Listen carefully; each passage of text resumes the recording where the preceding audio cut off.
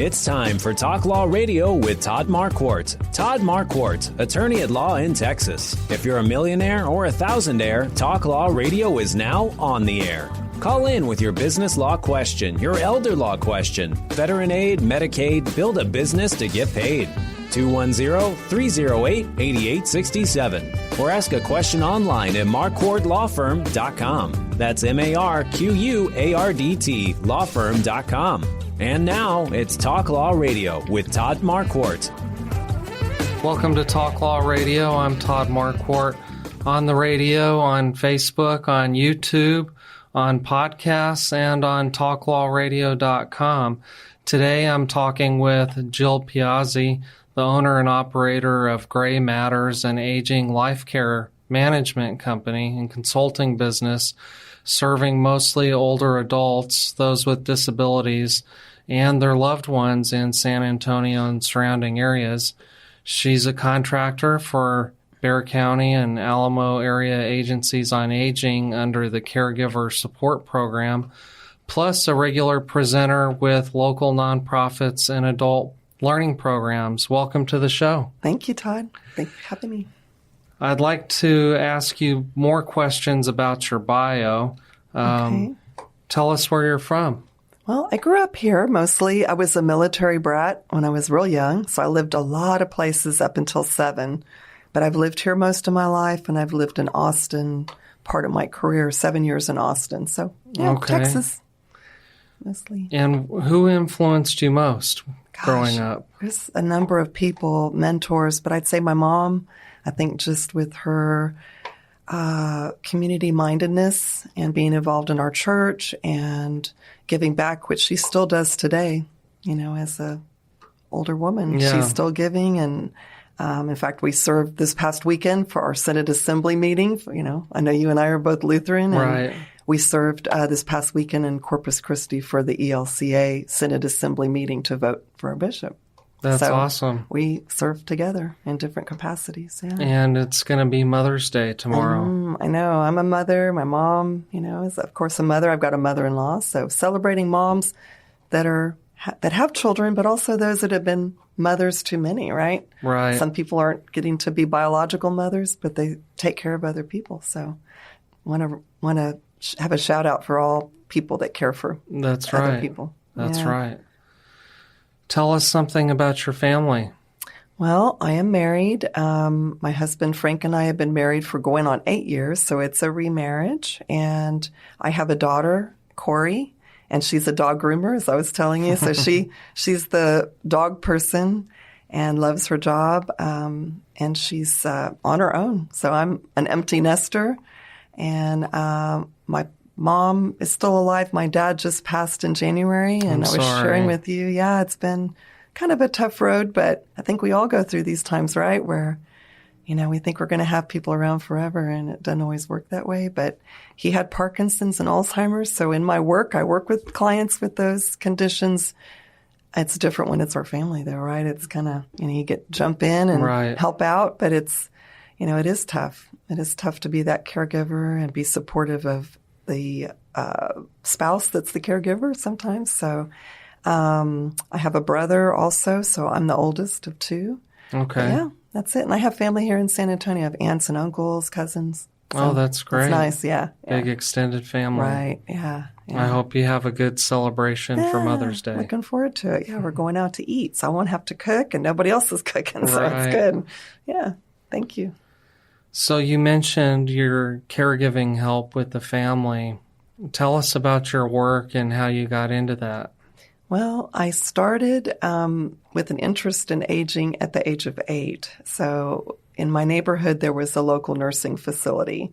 It's now called Alamo Heights Health and Rehab, but at the time it was Hillside Manor. This is in the 70s. Okay. And so I was volunteering after school, weekends, summers, and I kind of just fell into it unexpectedly. But I fell in love with older adults and being able to serve. I got to do a lot of cool things. Got to feed older adults that couldn't see, read to people. I remember back in that time, there were payphones, so people in wheelchairs couldn't get their quarter in the payphone, so I'd help people make calls. I mean, I did a lot of different things. So my love for older adults started then. And then while I was in school, I studied aging, got my master's in gerontology, and been working with older adults for going on 33 years. Wow. Yeah, started right out of college as a social worker in nursing homes. So, yeah. That's an interesting and a long and varied career. Yeah.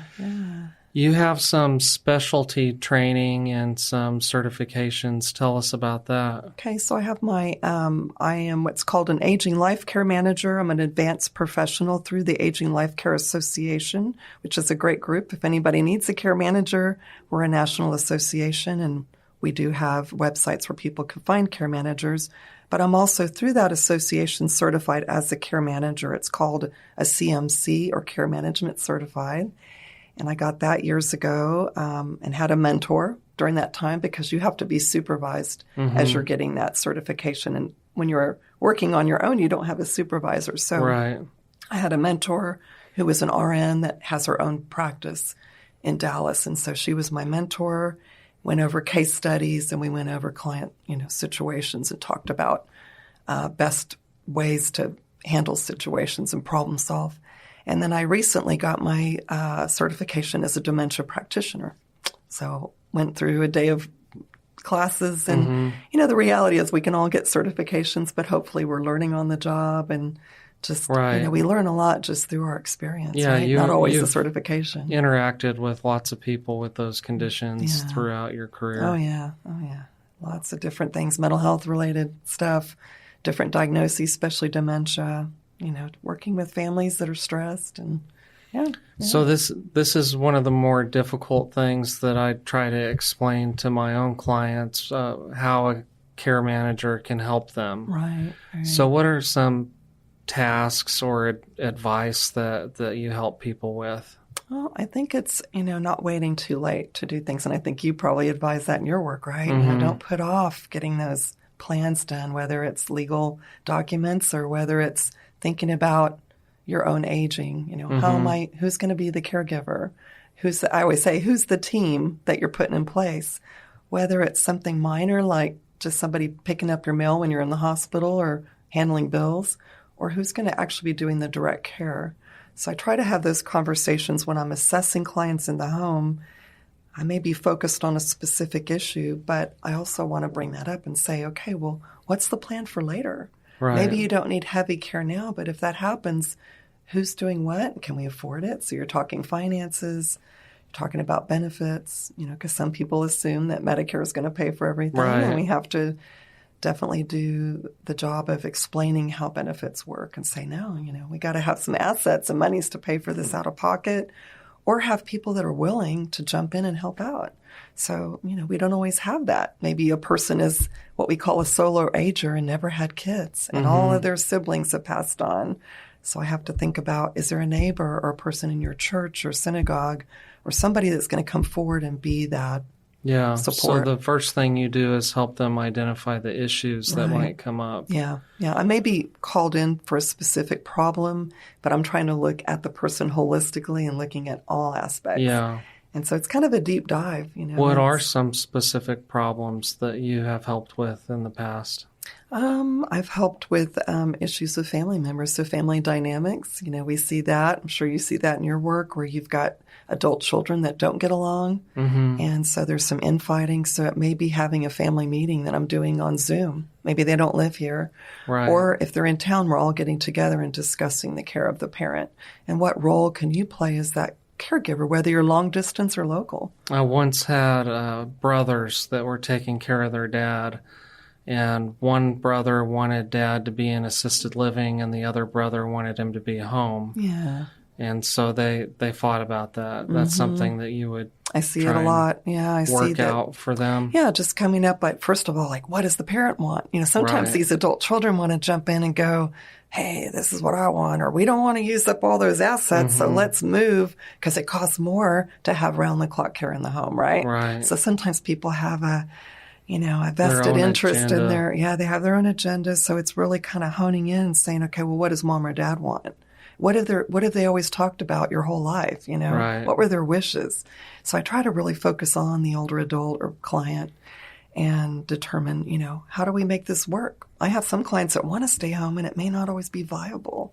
There's not the funds, or the home isn't safe. Right. I've got a client right now I just got a call on yesterday, and he's got a home with lots of stairs, and he broke a tibia yesterday at a barber appointment. Sounds and so it's painful. like, how do you can't go home. So what are we doing in the interim if you can't get into rehab? So it's coming up with that plan quickly sometimes, and I'm calling my colleagues and folks to help out too. So it's jumping in real quick and just taking that care goes of it. to the issue that you've been advocating for, to end ageism, letting older adults make their own decisions as long as they can. Exactly. I think of that movie that's not real politically correct with Clint Eastwood, Gran Torino. Yeah, that was a great movie. Where he loses his wife and his son and his daughter-in-law come over and show him the brochures for the assisted living and bring him a telephone with big numbers on it. And he just didn't need or want any of that. And that does happen, right? Where people are, I think they're thinking they're being helpful and they're trying to do the best they can, but they're not realizing that maybe this person can still make decisions, or they can succeed in their home and still have a lot to give, right? Right. And may still want to work. In today's world, we see that just living on Social Security or a pension may not be enough. Right. And so you see older adults going back into the workforce. Maybe they're not doing the same job, but they want something part-time, or they want to volunteer and be productive. So we want to give those opportunities. Ideally. Tell us about the Ageism program that you're involved with. So I'm part of an initiative that's through the San Antonio Area Foundation under SALSA, or Successfully Aging and Living in San Antonio. And this initiative is called Reframing Aging. And this is an initiative that was created by a group called the Frameworks Institute. They did the research that was of 12,000 people. So it was a huge endeavor. And this is a think tank group that does a lot of research on different social issues like race or age or different things, disabilities. And so we were trained by the Framework Institute. There's a group of us that have been doing this for about 4 years, and we've got some new members. But we go out and speak to the public, whether it be professionals or older adults, church groups. We speak on the radio. On the radio. We speak on reframing aging and ageism, implicit bias, and also looking at different different narratives that could be used, whether it be in policy writing. We use like a justice narrative, or different narratives like building momentum and different things to try to get people's thinking to change about their own aging and how they work with others. What are some tips that you can give for how we treat others or how we treat ourselves? Well, I think it does start with ourselves. So that's called internalized ageism. And it's, how do you think about yourself as you're aging? And, what kind of what kind of self-talk do you have, or what do you say to others? So if somebody comes up to you, or maybe you forget their name, you say, I'm having a senior moment. That's a negative. So ideally, you're just saying, hey, at any age, we could forget names, right? We could forget things. We leave the keys in the car. We lose stuff. That happens to any of us as we age. So that would be a tip, is just thinking about your internal language that you have, whether in your mind or when you're speaking to others, but also just how we address older adults. So one thing we're striving for is to maybe stop using even the word senior and use the word older adult. The Framework Institute did a study using different descriptions of aging, and the term senior was actually associated with less competency. Okay. The term older adult was seen as a more competent person. Okay. So we can't change everything. This is a long-range social change endeavor here.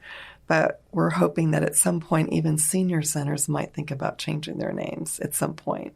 So those are conversations we're having through the Area Foundation, the city of San Antonio, different groups. We've done some proclamations for the city, like we did one for Adult Protective Services. So we look at language, we look at people's websites even, and say, okay, let's, how can we look at that language you're using and make sure it's more inclusive? Well, in the legal industry, we use the term elder law. I know. And that on that scale was not as bad as senior, but it wasn't as good as older adult. But you're not going to change everything, right? Yeah. We just, it's just baby steps here. We're trying to just make a difference in whether it be in our workplace, environment. Well, and it's illegal to discriminate on the basis of age. I know, but it still happens. Right. I have a client right now I'm helping pro bono that has degrees and was a scientist and has a hard time finding a job. And I told her maybe it's ageism. Right. So she's working 2 part-time jobs and really struggling to make it and paying rent, People don't realize that the cost today, if you have a mortgage you've had for years, it's great. But if you're someone renting, rents go up. And Right. we saw that especially after COVID, everything just kind of skyrocketed. So she's struggling, trying to get her in with the housing authority to get a voucher, but there's wait lists. And I got her with a colleague of mine to review her resume, who my friend is an HR director, been doing HR for years. So trying to look at how she presented herself. Okay. Yeah. What about ageism within the healthcare industry? What are the issues there? Yeah, we're seeing a lot. I mean, even for myself, when I'm with a client in a doctor's appointment, sometimes they're looking at me and not my client. And so I'm kind of doing this bit like, hey, over here, this is the person, this is the patient. Right. You may think I'm the daughter, or maybe they think I'm the power of attorney, and I'm not. I'm an advocate. So I'm expecting that physician addresses the client and asks them questions. Don't ask me. So that's one example we see in my industry. But I think on the bigger scale, we're looking at things like funding, whether it be for causes that affect older adults, things like Alzheimer's and other diseases that particularly affect older adults, heart disease and things like that. Dr. Becca Levy, who wrote a book called Breaking the Age Code, did a lot of studies. And one thing she found in her work was that just having a positive attitude about aging actually can change someone's trajectory in aging. So what she found is you can gain 7.5 years more of life by just having a better attitude. But so that's on us, and that's also on the healthcare system, is how do you treat that patient in the hospital? Are you ignoring them if they can't hear? Are you accommodating people? Also, what we see is in research and studies, very few older adults or participants are not always invited to the table. And that's an issue. Because how do you study older adults if you don't have the older adult as a subject? Right? So we see that. I think also when it comes to benefits, we see issues with, okay, maybe I'm insured through a private company today, but as I'm transitioning into Medicare, do I actually understand what that entails? It's so complicated. It is very complicated. And, you know that working in Medicaid planning and all that, like, how do people plan for this as they're aging? I turned 65. What does that look like? And what am I getting? Well, there's the Medicare supplement and Advantage plan agents that sell policies. And I think that there's some good ones out there that give information about what the differences are. But the insurance agency is so heavily regulated, it ties their hands sometimes about what they're allowed to talk about.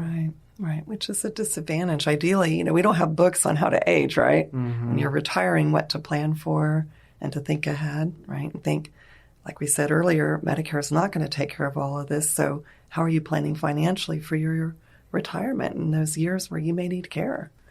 So it's just having those conversations, whether it's you as an attorney or myself as a care manager, for people to be thinking about how they age and how does this work. Well, when you were talking about how we treat older people, and I thought of the Bible, there's a lot of proverbs about the wisdom of older people and having respect and honor and reverence for them. And so it's in the Bible. Exactly. God already thought of these things. Right. Yeah. All knowing, right? Yeah. Right.